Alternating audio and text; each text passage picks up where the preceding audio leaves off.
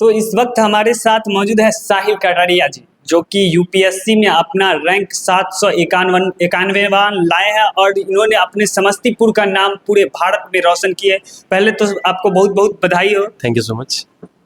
क्या आपको इस यूपीएससी एग्जामिनेशन में किन किन कठिनाइयों का किस तरह से सामना करना पड़ा? पहले तो सबसे पहले तो ये कि शुरू के अटेम्प्ट्स में फेलियर मिला, तो उसका थोड़ा सा इम्पैक्ट पड़ता है, बट ठीक है, ओवर द ईयर्स धीरे धीरे करके किया गया, हो गया। दूसरा कि फिनेंशियल स्ट्रगल था, बट ठीक है, वो मैनेजेबल था, उतना बड़ा इशू नहीं था, हो गया सब मैनेज धीरे धीरे। और एकेडमिक इशू होता ही है करने। हम लोग आपके घर पे गए थे, देखे थे बहुत कम रिसोर्सेज में आपने इतने बड़े, मतलब भारत के कह सकते हैं कि भारत के सबसे कठिन एग्जाम में आपने इतना अच्छा रैंक लाया है। और समस्तीपुर जैसे जगह से, जहां आप यूपीएससी एग्जामिनेशन के लिए जो है कोई बड़ी इंस्टीट्यूशन नहीं है जो अच्छे तैयारी कराए, उसके बावजूद आपने समस्तीपुर से सेल्फ स्टडी करके इतने बड़े एग्जाम में किस प्रकार जो है सफलता हासिल की? ऑनलाइन रिसोर्स का यूज़ किया गया था, ऑनलाइन क्लासेस मैंने किए हैं कुछ, है ना। उसके अलावा जो भी कंटेंट अवेलेबल होता है उसको यूज़ किया। फ्रेंड्स का ग्रुप था और सेल्फ स्टडी पे फोकस किया मैंने ज़्यादा, तो उससे रिजल्ट मिला मुझे। अच्छा, तो मतलब सेल्फ स्टडी में किस प्रकार के रूटीन को फॉलो करते थे? कैसे जो है इतने बड़े मतलब कॉम्पिटिटिव एग्जाम के लिए अपने आप को परिपक्व करते थे? पहला चीज़ तो कंसिस्टेंसी पे ध्यान रखा मैंने, क्योंकि समझ में आया कि कंसिस्टेंसी रखना पड़ेगा, क्योंकि ये एग्ज़ाम चूँकि काफ़ी लंबा होता है, एक साल तो एग्ज़ाम ही होता है, और अगर मल्टीपल अटेम्प्ट्स दिए तो कई साल निकल जाएंगे। तो कंसिस्टेंसी पे ध्यान दिया मैंने कि 8 घंटे 7 घंटे रोज़ पढ़ाई करूँ और बाकी काम भी करना साथ में, ताकि वो एनर्जी बना रहे। मतलब कि जो भी करना है रूटीन के साथ करना है, और अगर 7 घंटा ही पढ़ाई करना है तो वो कंटिन्यूली हर डे सभी चीज़ों को छोड़कर अपने इस पढ़ाई के रूटीन को फॉलो करना। जी जी बिल्कुल, कंसिस्टेंसी सबसे ज़्यादा इंपॉर्टेंट है इसमें, बिकॉज काफ़ी लॉन्ग टर्म एग्जाम है। अगर आप सोचेंगे एक ही दिन में सब पढ़ लें तो फिर वो होने वाला नहीं है ना, वो आप 1 महीने बाद बर्न आउट हो जाएंगे, काम खत्म हो जाएगा। तो इसमें आपने जो बताया कि ऑनलाइन सोर्सेज का इस्तेमाल करते थे, वो किस प्रकार का, कैसे जो है करते थे? कुछ जो फेमस प्लेटफॉर्म्स हैं उसका सब्सक्रिप्शन लिए थे, एक दो प्लेटफॉर्म का, और कुछ सर हैं, 1-2 टीचर हैं, उनके थ्रू उनका कुछ ग्रुप्स होता था, उसमें मेंटरशिप मिलता था, सुनते थे कि क्या बोल रहे हैं, कैसे कर रहे हैं सब, और बाकी जो लोग तैयारी कर रहे हैं उनका भी देखते थे कैसे क्या कर रहे हैं। वो मतलब अपने सीनियरों से भी कंसल्ट करते थे। हाँ, जो वो लोग कर रहे हैं उसको अपने हिसाब से अडॉप्ट करते थे कि ठीक है, ये चीज़ मेरे लिए काम कर सकता है। ब्लाइंडली फॉलो नहीं करना, हाँ लगता है कि ये चीज़ मेरे लिए काम कर सकता है तो फिर उस चीज़ को फॉलो करते थे, बिल्कुल करते थे। तो इसमें आपके जो इतने दिनों से आप तैयारी करते, कितने दिनों से तैयारी कर रहे थे ये यूपीएससी एग्जामिनेशन के प्रिपरेशन के लिए? 4-5 साल हो गए। 4-5 साल हो गए। 4-5 साल में जो आपने डिजिटल प्लेटफॉर्म की बात करी, डिजिटल प्लेटफॉर्मों से जो एजुकेशन ले रहे थे, तो इसमें मतलब किन किन कोचिंगों से लगातार कंटिन्यूली 5 साल 4 साल की जो बात कर रहे हैं, उसमें 5 साल 4 साल तक लगातार आपने ऑनलाइन रिसोर्सेज का इस्तेमाल किया? नहीं, ऑनलाइन क्लासेस तो ज़्यादा दिन नहीं कर पाए। एक साल, शुरू के 1 साल में ही सब बेसिक्स क्लास करके छोड़ देते हैं, उसके बाद क्लास करना मुश्किल हो जाता है ना। शुरू में किया 1 साल क्लास, जो बेसिक्स हो गया, कवर हो गया, उसके बाद फिर अपने से ही नोट्स मेकिंग पे ध्यान दिया गया। और चूंकि मेरा ऑप्शनल साइकोलॉजी है तो उसका क्लासेस अवेलेबल नहीं होता ऑनलाइन, है ना, खुद से ही पढ़ाई करना होता है, अवेलेबल नहीं है ना, तो रिसोर्स उसका तो खुद से उस पर खुद से ही करना पड़ता है, गूगल का यूज़ करके, AI का यूज़ करके हम लोग करते थे।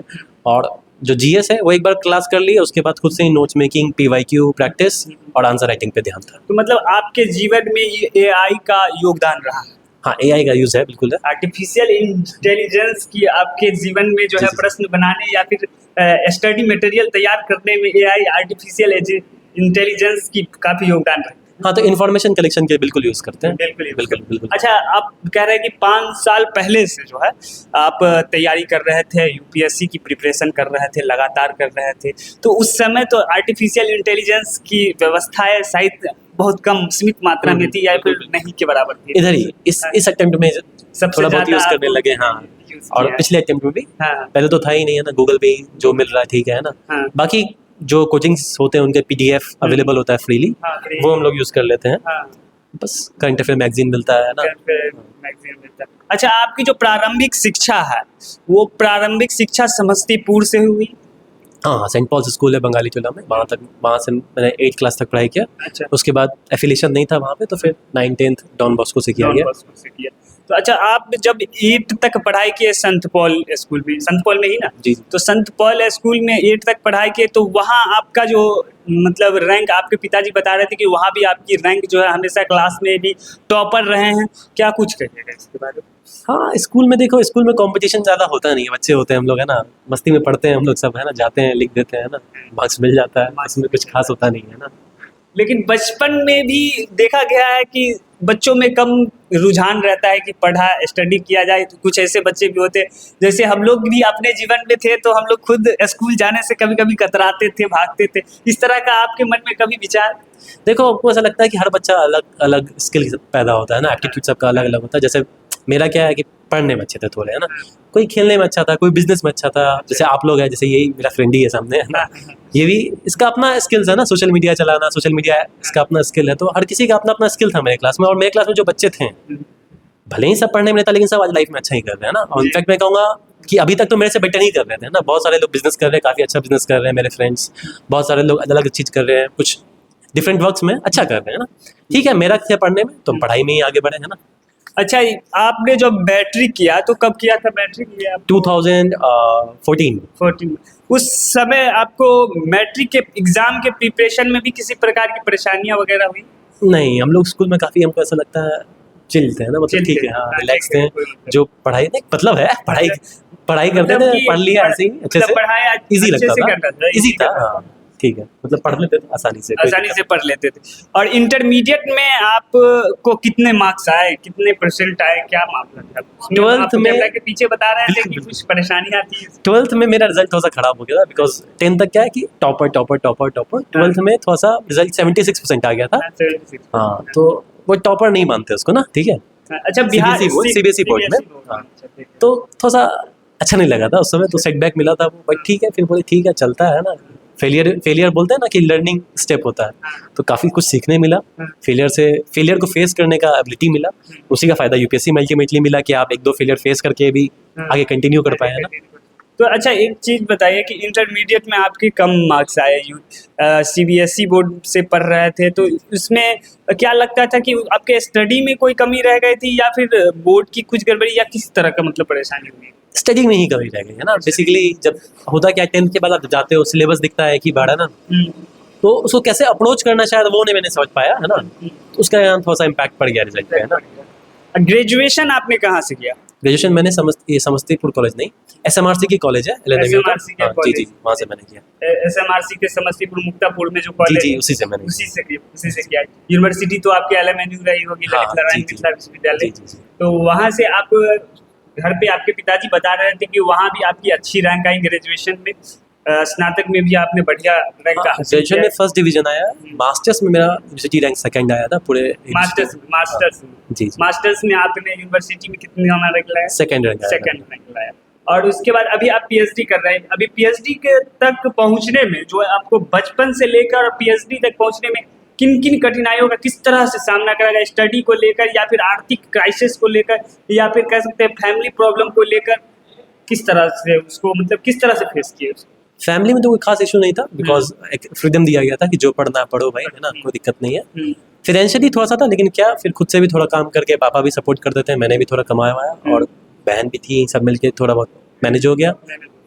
अच्छा, देखा गया है कि एक उम्र होता है जब इंटरमीडिएट करके, क्योंकि हम भी स्टूडेंट रहे, हमने भी इस चीज़ को देखा अपने आंखों से कि इंटरमीडिएट करने के बाद जो है स्टूडेंट को घर की जवाबदेही, हर चीज़ को लेकर जो है परेशानी, या फिर उसको कह सकते हैं कि जवाबदेही एक आने लगता है, तो उसको किस तरह से मैनेज किया? ग्रेजुएशन तक कुछ ऐसा रिस्पॉन्सिबिलिटी का प्रेशर नहीं था, उसके बाद थोड़ा सा प्रेशर था, मास्टर्स में था, बट ठीक है, ट्यूशंस पढ़ाते थे बच्चों को, उससे मैनेज होता था। बट कहीं ना कहीं आप जो है कोई परेशानी, जो इस तरह की आर्थिक क्राइसिस की बात जो होती है, वो कहीं ना कहीं आपने ट्यूशन और थोड़ा बहुत छोटे मोटे रिसोर्सेज से हासिल करके उसको मैनेज हो गया।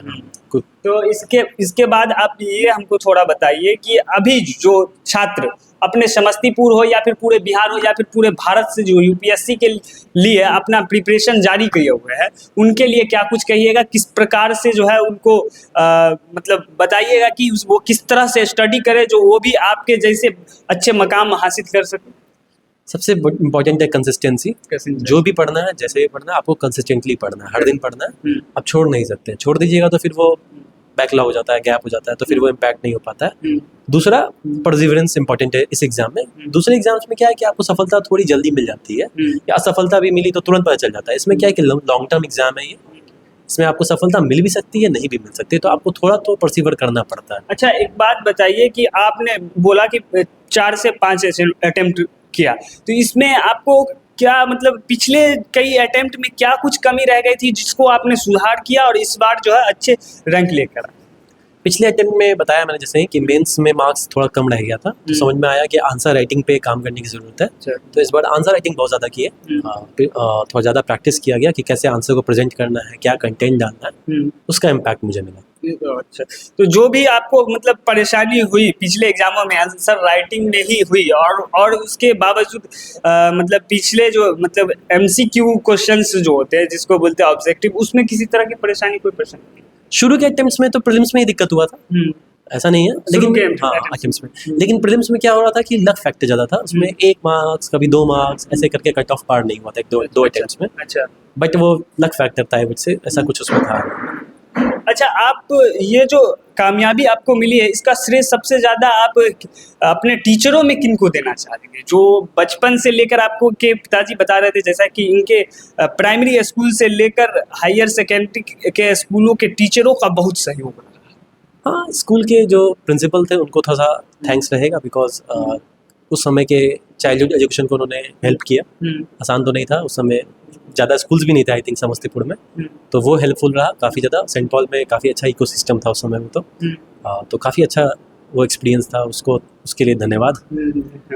तो एक बात और बताइए हमको कि आपके फैमिली में सबसे ज़्यादा आपको किन लोगों ने सपोर्ट किया? पूरी फैमिली में सबसे ज़्यादा जिनको कह सकते हैं, जिनको श्रेय देना चाहते हैं कि हाँ इनके वजह से हम आज यूपीएससी क्रैक किए?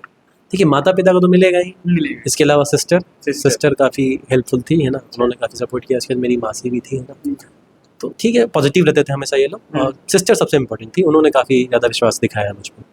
जी, आपका बहुत बहुत धन्यवाद। वन लाइव को आपने अपना वक्त दिया इसके लिए। और आप बाकी ये स्टोरी आप लोगों को कैसी लगी कि एक समस्तीपुर जिले के छोटे से शहर, मतलब कह सकते हैं कि समस्तीपुर छोटा सा एक शहर है जहां यूपीएससी एग्जाम के लिए इतने अच्छे रिसोर्सेज नहीं है, उसके बावजूद सेल्फ स्टडी करके साहिल कटारिया जी ने अपने समस्तीपुर का नाम पूरे बिहार, पूरे भारत, पूरे दुनिया में कह सकते हैं कि रोशन किया, क्योंकि यूपीएससी एग्जाम भारत के सबसे कठिन एग्जामों में से एक आता है। और बाकी इस स्टोरी को लेकर आप लोग क्या कुछ सोचते हैं, जरूर अपना प्रतिक्रिया दें, कमेंट करें।